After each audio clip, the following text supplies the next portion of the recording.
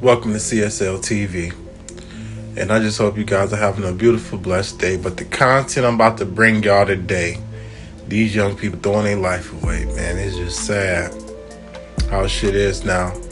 You know, everybody want to be a gangster, everybody want to have an op, which when I was growing up, man, we ain't had no fucking ops. You just had people you didn't like. Really don't know what to say. I mean, the stuff I be seeing, some of the stuff I can't even report, it's like, man, like that song, Who's Marvin Gaye, What's Going On? That's how I feel. But if you haven't already, subscribe, like the video, comment down below, share me on your social media. Let's get it.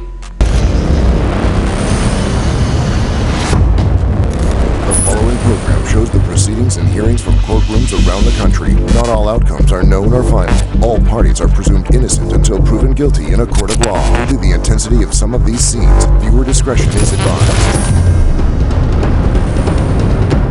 What we're not going to have is people trying to make it up now so they can get out of the jury. You're going to completely throw out our entire justice system because you don't want to be fair and impartial. We kick things off in Dayton, Ohio, where a camera keeps watch of a female holding area inside the Montgomery County Jail.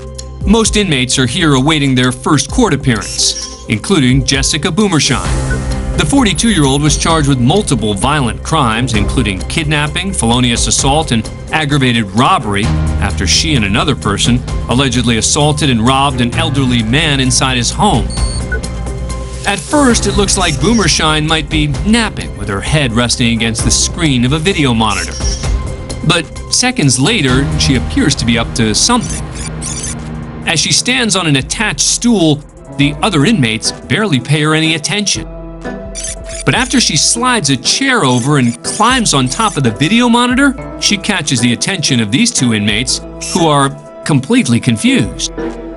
Then it appears the inmates realize what's going on. Boomershine is trying to skip her court appearance by escaping through the ceiling.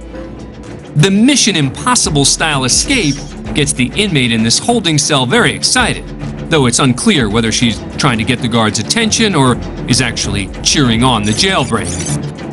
Either way, the commotion brings officers into the holding area just in time. Ceiling tiles begin raining down from above. Another security camera pans to the right, catching an even better view of Boomershine hanging from a ceiling vent.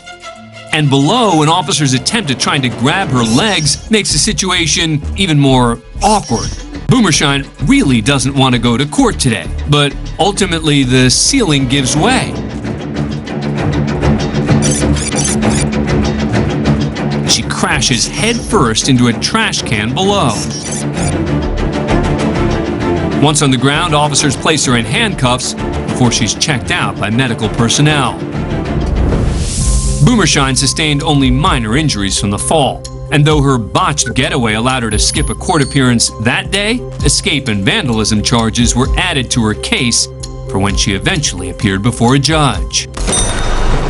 And here we got motherfucking Spider-Woman right here. You know what I'm saying? This girl right here, Spider-Woman. She fucking be I hope her head alright, cause her dumb ass, you know what I'm saying, was fucking trying to climb out through the ceiling like they wasn't gonna catch her and shit. About to give herself a goddamn concussion on some stupid Spider-Woman type shit. Like, what the hell is wrong with people? Fucking dumbasses. They did. She got extra charge, you know, added onto her shit, which is funny. So it was like, yeah, you did all that for nothing. You in pain, you got extra charges, you got extra time for nothing. And then what did you get out of that? What did you get out of you trying to do that?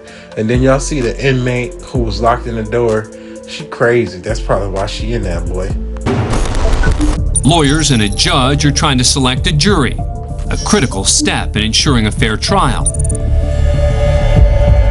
The defendant is Jose Azucena, who's charged with 40 counts of sexual misconduct, including kidnapping and rape of a minor. It's day 2 of jury selection, and Azucena's attorney is interviewing a prospective juror who sits off camera.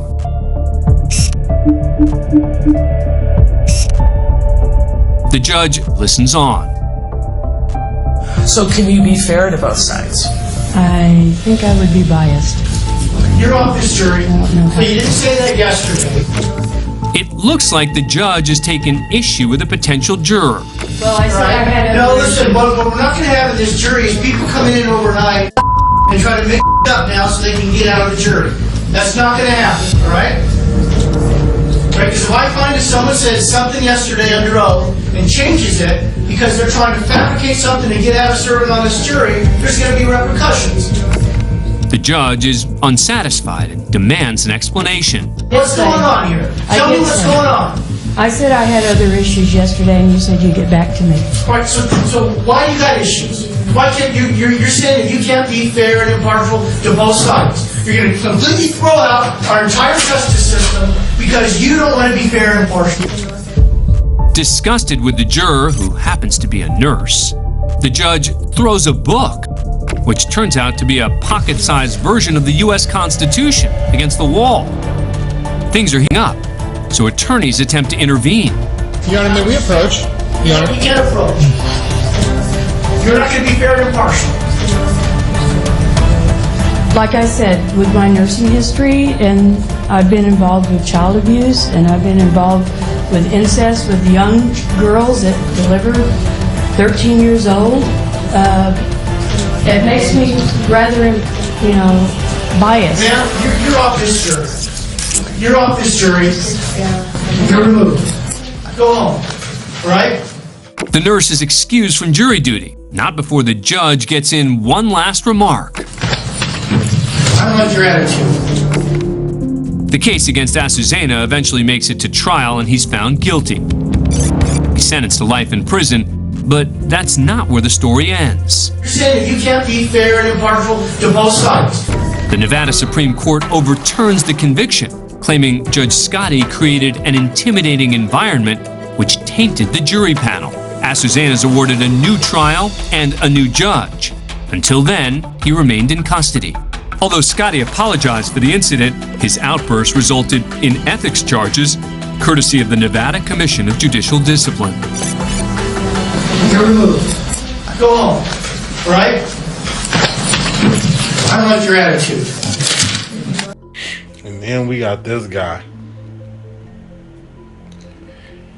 Motherfucking judge and the juror couldn't even come together. You know what I'm saying? He up here throwing books and shit while they selecting a juror to indict this sick ass motherfucker, and they can't come together just until the trial's over with.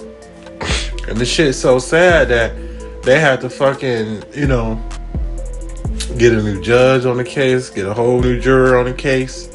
So it's like, this is a prime example of probably why these young people is the way it is. Because if you really think about it.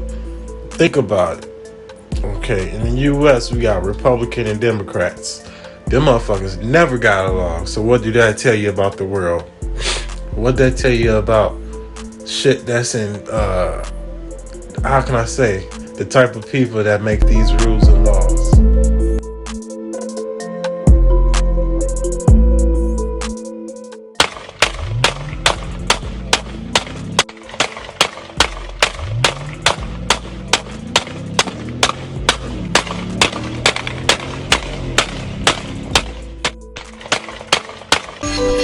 Commanders rookie Brian Robinson Jr. was shot twice yesterday.